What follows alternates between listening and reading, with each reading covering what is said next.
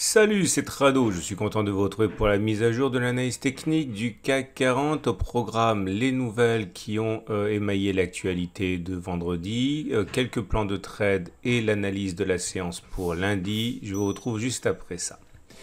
Comme vous pouvez vous en douter, pas grand chose de neuf du côté de l'actualité qui est déjà assez chargé en fait, avec les craintes inflationnistes qui reviennent.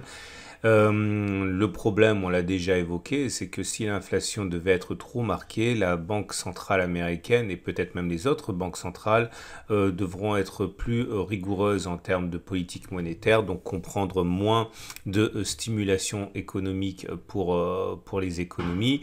Et ça, les marchés et les investisseurs n'en ont pas vraiment envie. Au-delà, l'activité elle-même aux États-Unis fait état d'une activité industrielle un petit peu terne, mais sur le plan des services, c'est pas mal. Alors voilà où on en est, 0,79% de hausse. Cette hausse est peut-être, on va dire, inattendue. Encore techniquement, graphiquement, cela s'explique par le fait que nous ayons rebondi sur un support. Il est là, il est évident, il est visible de tous. C'est le support journalier des 5711, 5720 que l'on a à peine touché sur la séance de jeudi et qui a servi de tremplin pour la séance de vendredi. Le problème étant que une séance a suffi pour nous ramener déjà au contact des difficultés avec cette résistance journalière des 5785, 5801.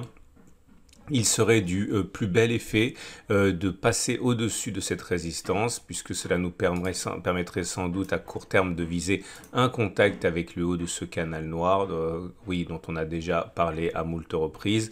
Je considère que les vraies difficultés commenceraient au contact de ce gap des 5860, 5995, gap Covid en fait, gap qui a été ouvert lorsque le Covid a décidé d'alimenter l'actualité de 2020. Alors, on a également, et c'est important, les retracements de Fibonacci, parce qu'il faut bien comprendre que le marché agrège des décisions de millions d'investisseurs, mais lorsque c'est le cas, c'est surtout des prophéties autoréalisées qui se mettent en place. C'est l'analyse technique qui est au contrôle des graphes, en l'absence de nouvelles. Et l'idée, c'est qu'on a toujours dans l'objectif d'atteindre l'objectif de la règle du balancier. Souvenez-vous, on avait fait un top ici, on a subi une contraction, on est allé chercher le gap. Donc cette distance, normalement, doit être parcourue statistiquement par-delà le gap.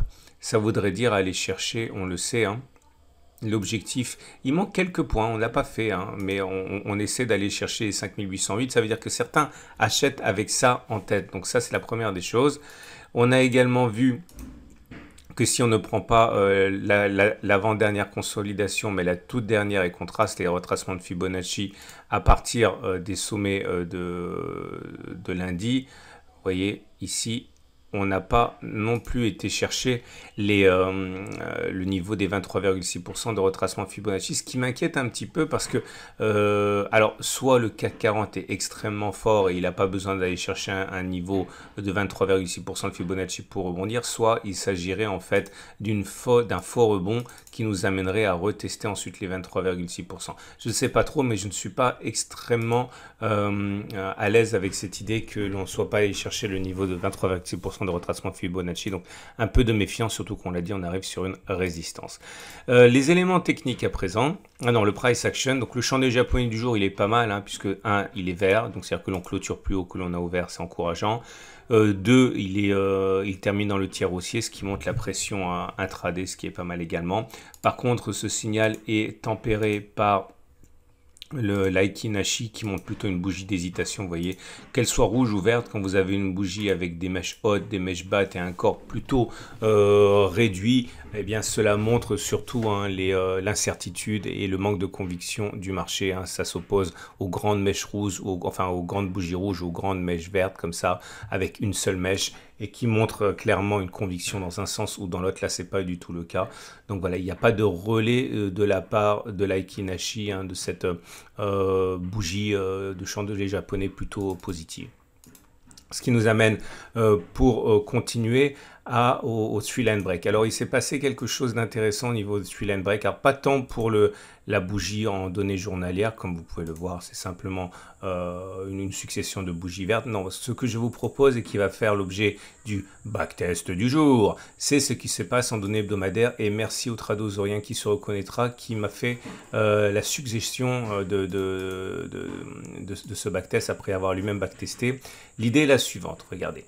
Alors, si vous voulez en savoir plus sur le Three Line Break, il y a un module, un tutoriel sur le site de la Trado Academy.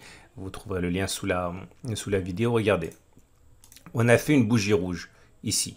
Normalement, lorsqu'il y a une bougie rouge, statistiquement, il y a une deuxième bougie rouge. Et là, ce qui s'est produit, c'est quelque chose de très rare qui n'est arrivé que 15 fois depuis la création du CAC 40 en données hebdomadaires. On a une bougie rouge et on a une bougie verte de contre-attaque directement derrière. C'est rare. Et je vais regarder, c'est l'objet du backtest du jour, c'est ce qu'il se passe quand on a un three line break rouge qui donne directement lieu à un three line break vert juste derrière au lieu d'entraîner une séquence rouge comme on le voit généralement. Et vous allez voir, c'est très intéressant. Le test sera déclaré réussi si suite à une bougie verte, un bloc vert qui fait suite à un unique bloc rouge, on a un nouveau bloc vert et le test sera réputé perdu si on a une bougie rouge derrière. Autrement dit, si on a rouge, vert, rouge encore. Et c'est parti, premier test, c'est là. Vous voyez, c'est exactement ce que l'on recherche. Du vert, un bloc rouge et derrière tout de suite un bloc vert de contre-attaque. Donc un bloc vert et un deuxième bloc vert. Donc là, c'est un succès. Un autre exemple ici, ça fonctionne encore.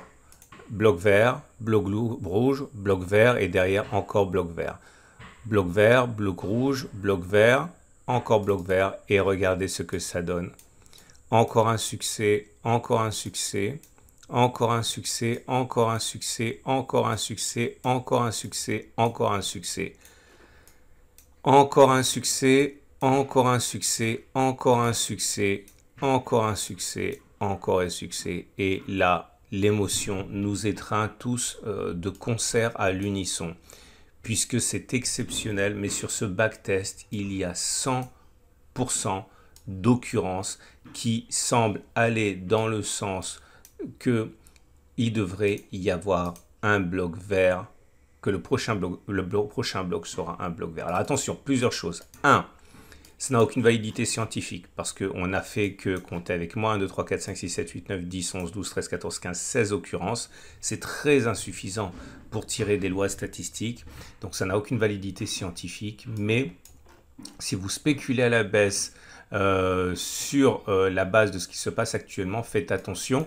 Il y a des chances pour que vous soyez contre les statistiques. Alors est-ce que ça veut dire que vous devriez pour autant acheter le CAC 40 lundi matin à l'ouverture en pariant que la prochaine bougie sera verte en données hebdomadaires ou alors vous auriez dû le faire vendredi soir? Non, bien sûr que non, parce que vous ne savez pas encore à quel moment vous achetez, à quel moment vous vendez, à quel moment vous prenez votre profit, à quel moment vous prenez vos pertes. Mais il est clair qu'il est plausible que l'on n'ait pas fait les plus hauts par rapport à ça et que la prochaine bougie, le prochain bloc soit encore vert, vous l'aurez compris. En attendant, regardons ce que nous donnent les éléments techniques. La moyenne mobile à 20 jours, elle est ascendante, donc la tendance générale est haussière.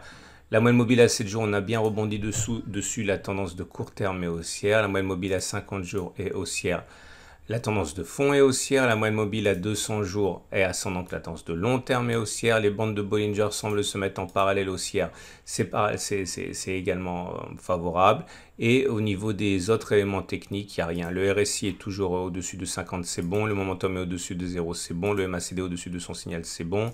Le MACD 0 a basculé en dessous de son signal et il est baissier. Ça date d'il y a 3 jours. Le CCI également est sorti de sa zone de surachat. C'était le signal baissier d'il y a 3 jours.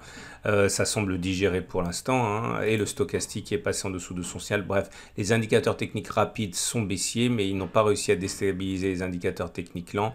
Donc ça reste a priori toujours favorable pour la suite. On termine avec l'Ichimoku. Et l'Ichimoku également, vous le savez, il est haussier.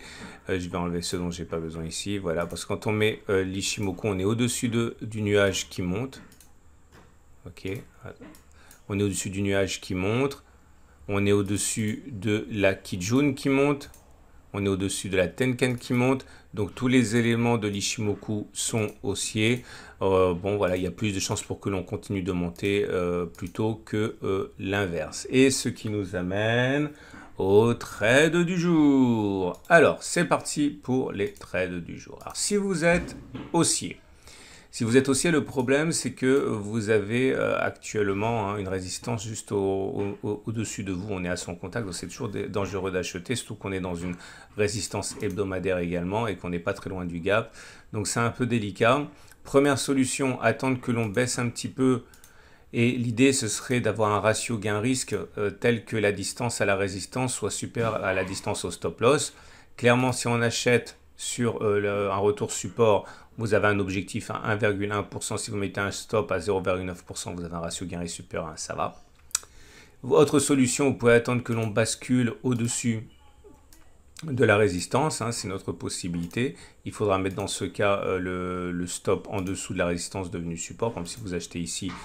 C'est dangereux de viser plus que la résistance. On est déjà dans une résistance hebdomadaire, mais ça va se conjuguer au gap béant. C'est dangereux de viser plus de 0,9%. Si vous mettez un stop à 0,7% en dessous, ou même 0,8%, bon, c'est un peu supérieur à 1. Ça va donc dans le sens d'un money management qui est logique.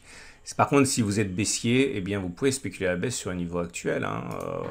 Plus on est proche de la résistance, plus c'est intéressant en fait. Vous mettez un stop à 0,6%, vous pariez sur un retour sur le support à 1%, vous avez un ratio gain supérieur à 1, c'est bon également.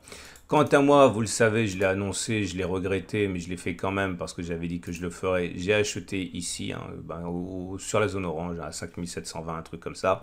Mon objectif, je l'ai dit, c'est d'aller chercher les 5860, on verra. J'ai rentré qu'une demi-position, puisque moi je voulais rentrer encore une position si on allait chercher le gap. Enfin, j'en ai déjà parlé, regardez la vidéo précédente, c'est explicité. Voilà ce qu'on pouvait dire. Je vous invite à regarder à la fin de cette vidéo l'analyse technique de moyen terme. C'est toujours intéressant de voir comment les choses se passent pour l'analyse technique hebdomadaire.